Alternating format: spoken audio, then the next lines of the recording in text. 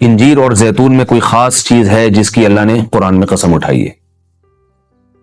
اللہ تعالیٰ کی عادت ہے کہ کبھی بھی اپنے پیغمبروں کی خوراک وہ چیز نہیں بناتے جو صحت کے لیے نقصان دہ ہو، اور قرآن میں ایسی چیز کا تذکرہ نہیں کرتے بطور نعمت کے جو صحت کے لیے نقصان دہ ہو۔ تو اس یقیناً انجیر اور زیتون میں کوئی اضافی چیزیں ہیں کہ اللہ نے قرآن میں انار کا بھی ذکر کیا، اللہ نے انگور کا بھی ذکر کیا، مگر میرے علم میں ایسی کوئی آیت نہیں جس میں انار یا انگور کی قسم اٹھائی ہو۔ یہ بھی یقیناً بہت بہترین پھل ہے، لیکن انجیر اور زیتون کی اللہ قسم اٹھا رہے ہیں کہ یہ گواہ ہے کہ انسان بہت بہترین ہے۔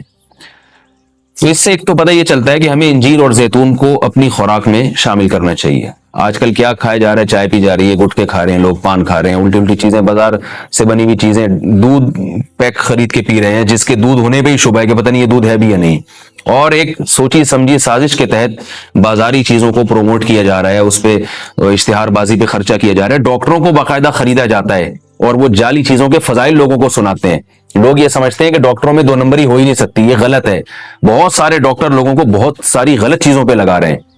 تو یہ بازار کی چیزوں سے آپ اجتناب کریں، اور وہ چیزیں جو اللہ نے انسان کی خوراک کا حصہ نہیں رکھی ہیں، سگریٹ اللہ نے انسان کے پینے کے لیے پیدا نہیں کی ہے، ہیروئن، چرس، یہ سب نشے کی چیزیں ہیں جو ہمارے مذہب میں ویسے ہی حرام ہیں، تو ان سے اجتناب کرنا چاہیے۔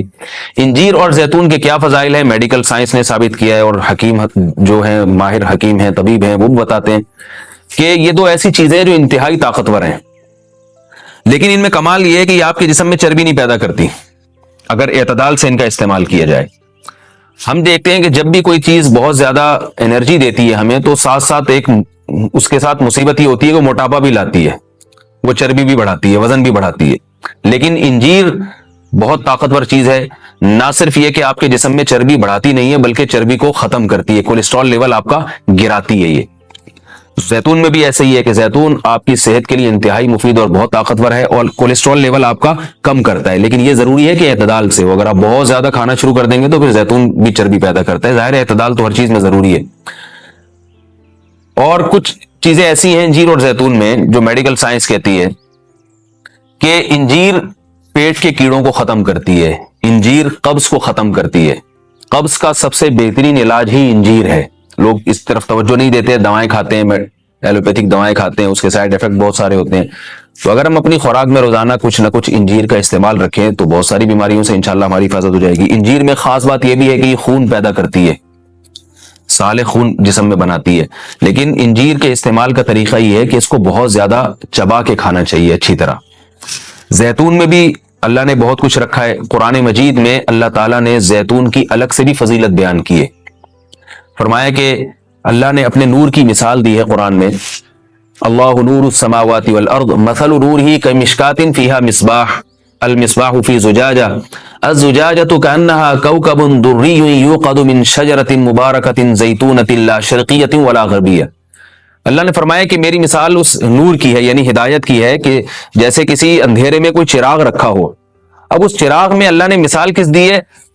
یعنی زیتون کی دی ہے، کہ وہ چراغ جس کو زیتون کے تیل سے جلایا جا رہا ہو، یعنی ایسے تیل سے جو مبارک درخت سے نکالا گیا ہو۔ تو اللہ نے وہاں بھی قرآن مجید میں سورہ نور میں بھی زیتون کے درخت کو اللہ نے مبارک درخت کہا ہے۔ ایک اور مقام پہ قرآن مجید نے زیتون کی تعریف کی ہے، فرمایا کہ وَشَجَرَةً تَخْرُجُ مِن طُورِ سَيْنَاءَ تَنبُتُ بِالدُّهْنِ وَالصِّبْغِ لِلْآكِلِينَ۔ اللہ وہ ذات ہے جس نے ایسا درخت پیدا کیا جو طور سینا میں پیدا ہوتا ہے، یعنی کوہ طور میں پیدا ہوتا ہے وہ درخت، اور تنبت بالدہن جو تیل لے کر پیدا ہوتا ہے، اور صبغ للآکلین کھانے والوں کے لیے سالن کا کام دیتا ہے، یعنی لوگ روٹی اس تیل سے لگا کے کھاتے ہیں، سالن کا کام دیتا ہے وہ۔ تو اب یہاں مناسبت دیکھیں کہ اللہ نے زیتون کا اس آیت میں ذکر کیا اور ساتھ ساتھ بتایا کہ یہ وہ زیتون ہے جو کوہ طور پہ پیدا ہوتا ہے، اور کوہ طور ویسے ہی ایک ایسی جگہ ہے جہاں اللہ نے لوگوں کی ہدایت کے لیے وحی کو نازل کیا۔ تو پتہ یہ چلا کہ زیتون میں جہاں جسمانی فوائد ہیں وہاں کچھ روحانی فوائد بھی ہیں، کیونکہ اللہ نے اس کو مقدس جگہ پہ پیدا کیا ہے، اور وہاں کا تذکرہ اللہ نے کوہ طور کا تذکرہ اس کے ساتھ ساتھ کیا ہے۔ اور اس آیت میں بھی ایسا ہی ہے، جہاں اللہ نے زیتون کا ذکر کیا آگے فوراً بطور سینا کوہ طور کی اللہ نے قسم اٹھائی ہے۔ تو اس سے پتہ چلتا ہے کہ زیتون میں جہاں جسمانی فوائد ہیں کچھ روحانی فوائد بھی ہیں۔ روحانی کا مطلب یہ کہ اس کے کھانے سے عین ممکن ہے کہ آپ کی کچھ روحانی ترقی بھی ہو، شاید اللہ کی محبت میں اضافہ ہو، گناہوں سے نفرت پیدا ہو، یا اس سے جسم میں کوئی ایسی تبدیلی آ۔ میں کوئی یقینی بات نہیں کر رہا، لیکن قرآن میں اس طرف اشارہ ملتا ہے۔ اس سے ہمیں کیا پتہ چلتا ہے کہ یہ جو ہم مختلف قسم کے کوکنگ آئل استعمال کر رہے ہیں ان سے آہستہ آہستہ اپنی جان چھڑانی چاہیے اور نیچرل چیزوں پہ آنا چاہیے. ایک آپ کو میں ایک تحقیق یہ بھی بتاتا ہوں کہ میڈیکل سائنس یہ کہتی ہے کہ یہ جو کولیسٹرول ہے نا اور یہ چربی ہے یہ دیسی گھی سے نہیں پیدا ہوتی. یہ ہم جو آرٹیفیشل آئل استعمال کر رہے ہیں جو پتہ نہیں کیا کیا ملایا جاتا ہے اس سے نقصان ہوتا ہے, جبکہ لوگ دیسی گھی سے اجتناب کرتے ہیں. اگرچہ بھی میرا موضوع دیسی گھی نہیں ہے, میں صرف یہ بتانے کے لیے کہ جو قدرتی چیزیں ہیں وہ آپ کی صحت کے لیے نقصان دہ نہیں ہیں. آپ کھانے میں اگر زیتون نہیں استعمال کر سکتے تو دیسی گھی استعمال کرنا شروع کر دیں, تو انشاءاللہ اس سے بھی جو بہت ساری بیماریاں ہارٹ کی اور بلڈ پریشر کی اور پتہ نہیں کیا کیا بیماریاں پیدا ہو رہی ہیں اس میں بھی انشاءاللہ کمی آئے گی. اور یہ بھی ہمیں اس آیت سے سبق ملتا ہے کہ آپ قرآن مجید کا معجزہ دیکھیں. ابھی چند دن پہلے کسی حکیم کے توسط سے مجھے پتا چلا, انہوں نے مجھے بتایا کہ میں نے پوچھا کہ بھئی انجیر اور زیتون, انجیر کھانے کا سب سے بہترین طریقہ کیا ہے؟ تو ان حکیم صاحب نے بتایا کہ آپ انجیر کو زیتون میں ڈبو کے استعمال کریں, یعنی انجیر کے ٹکڑے کریں اور 2-3 چمچے زیتون کپ میں ڈالیں اور اس میں انجیر کے ٹکڑے کر کے ڈبو دیں. آپ اس میں رات کو آپ ڈبو دیں اور صبح اس کو استعمال کر لیں, وہ زیتون بھی کھا لیں ساتھ میں. تو اس وقت میرا ذہن اس طرف نہیں گیا. آج جب میں یہ اس آیت کا درس دے رہا تھا تو مجھے خیال آیا کہ یہ تو اللہ نے خود قرآن میں دونوں کا ساتھ ذکر کیا ہے. حکیم تو آج کہہ رہے ہیں 1400 سال کے بعد کہ ان دونوں کا ملاپ بہت بہترین ہے صحت کے لیے.